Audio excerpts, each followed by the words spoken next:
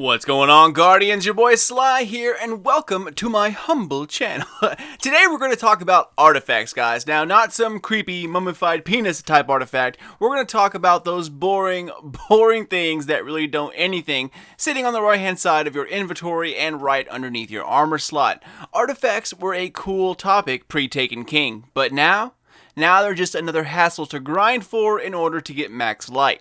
Luckily, they are easier than ever to get, but nonetheless, they turned out to be pointless.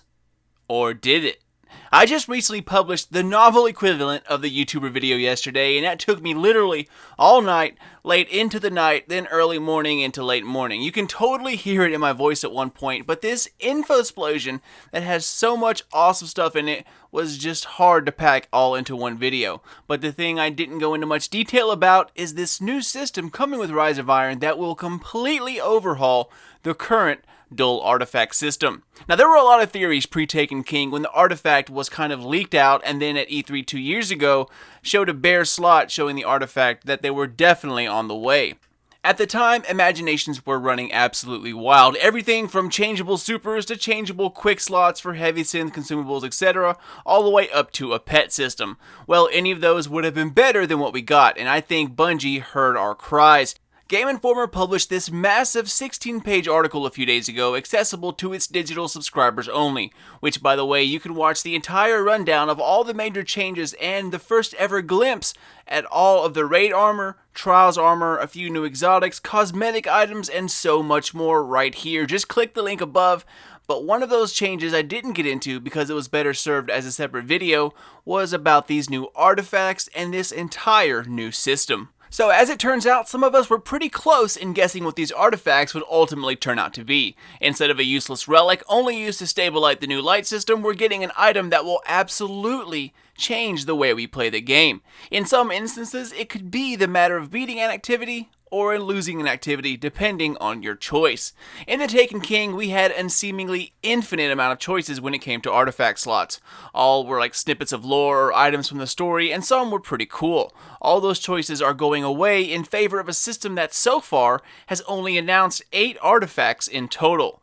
These newly designed artifacts are all Iron Banner medallions, and each one is named after a sacrificed Iron Lord. Here you can see the complete list and what they look like up close. If you notice, I also had them on my title page. Each artifact has inherited traits from the Iron Lord it's named after. For example, like Radagast was a Titan and the epitome of what a Titan should be. Charging in a battle with a mighty sword, it looked like he ran in without a care in the world. Radagast was known to be such a beast that he could shield himself from rockets and other heavy weapons by using his sword to swipe them away or redirect any incoming danger. So just like the Iron Lord himself, your Guardian can now learn Radagast's traits by equipping the memory of Radagast Artifact Medallion. And once unlocked, your sword can now reflect energy-based projectiles, everything from Ogre's Eye Blasts to a rocket shot at you in the Crucible. This is an absolute game changer, guys. I mean, can you imagine the implication for trials? Reflecting back rockets with your sword? Not only that, using an Ogre's Eye Blast and turning it back on the Ogre itself.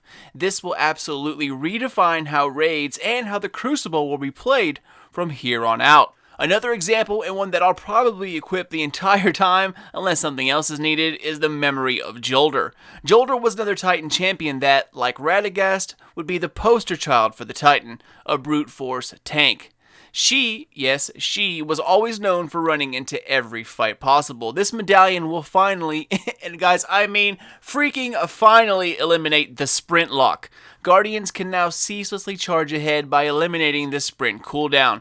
I'll go over the rest of them here in a second, but those 2 artifacts right there would be good enough for me. We could just call it quits right there, and I would be totally fine with that. But if you watched my main video, which I talked about earlier, by the way, you can find the link in the box below as well, you would have heard me talk about a new NPC called the Awoken Archivist, Tyra Karn. She is the main NPC that you'll be dealing with to acquire these new artifacts. Alright guys, so let's get to how it works. Every week at reset, Tyra will have 3 new artifact medallions in her inventory, as well as a set of bounties or missions. You talk to her at the start of the week, and then accept the bounties, and then travel into the Playgrounds to complete them, along with certain quests Tyra will have for you. After completing them all, Tyra Karn will reward you with a single token known as an Iron Lord Legacy. This is what you'll use to buy one of the 3 artifacts available. But when you purchase the artifact, it is bought unpowered and useless. In order to power the artifact, you have to head up to the mausoleum, a shrine to the dead Iron Lords, which is inside Fellwinter Peak. Now, depending on which one you bought, you take it to the individual shrine and perform a ceremony to charge the medallion with the spirit and the power of the Iron Lord itself. You light the brazier next to it, and now you have a powered artifact ready to use. How awesome is that, right? I mean, they didn't go into any detail about what else Tyra will be selling or her other purposes, but we now know she is an integral part of this new artifact system.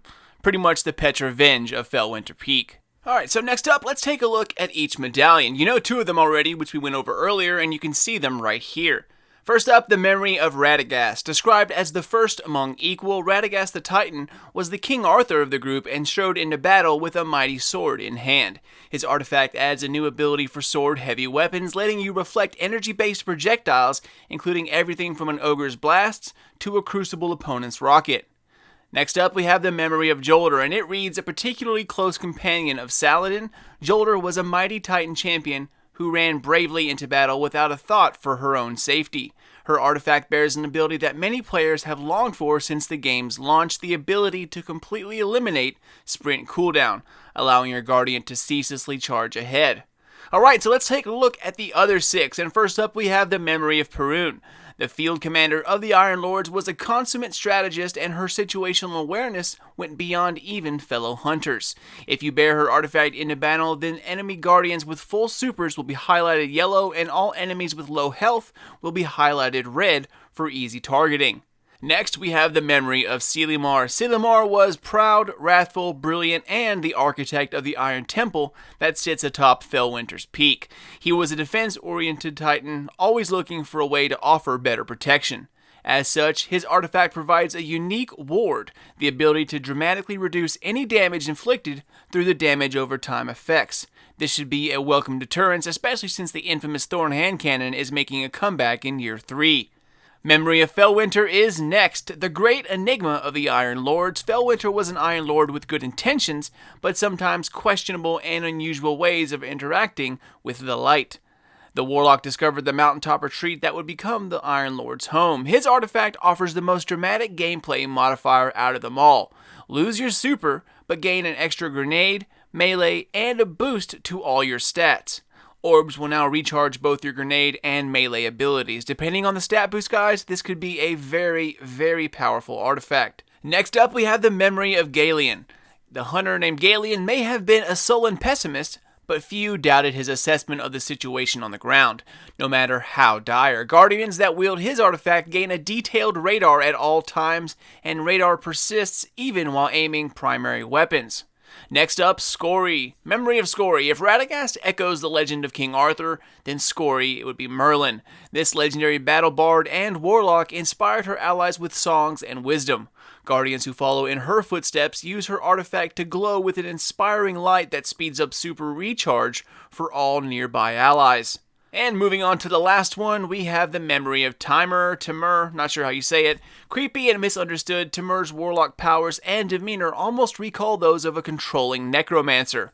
Guardians willing to flirt with the shadow can take up Timur's artifact and transform their melee attack, giving it a chance to turn low-power minions of darkness into allies. These enemy creatures fight at your side, turning their weapons on confused fellow aliens. Another melee a few seconds later will either put them back in their right state of mind, or the effect will expire after 30 seconds. So those are the current artifacts that have been revealed so far. Now I have a feeling that this will not be all. The possibilities here are endless, and quite a few of them can be great without tipping the delicate balance that is an MMO game. So if you are brushed up on your Destiny lore, then you know that there are 2 more Iron Lords. One in particular is well known but not present, Saladin and the sniper Aphrodite from Aphrodite's Spear. Saladin we know of, but Aphrodite doesn't have a shrine at the Iron Lord's temple, and she doesn't have an artifact as well. So what does this mean? Looks like we won't have to wait long to find out. Something tells me that enemy artifacts will emerge at some point in time. Now there are tons of notable figures, Skolas, Atheon, Crota, Oryx, all of those would make for great artifacts. Now that's totally my speculation, and this is just me talking, and it's not listed anywhere in this massive article, but in my mind it just makes sense. Alright guys, well that's it. So what do you think about these artifacts and what would you like to see in the game? I mean, there are tons of awesome ideas that could be so beneficial to playing Destiny that this could be the missing link the game has needed all along. But yeah, that's it guys. Write in the comments below what you would like to see or which one you plan on using. As always, thank you all so much for watching and for supporting the smaller YouTuber. This is just the start of what promises to be an awesome adventure for the Guardians of Destiny. So if you want to stay up to date on everything Rise of Iron, Destiny, or The Division, follow me on Twitter at SlyNation. It's the best place to stay up to speed on all the new things coming our way and especially new uploads from my channel.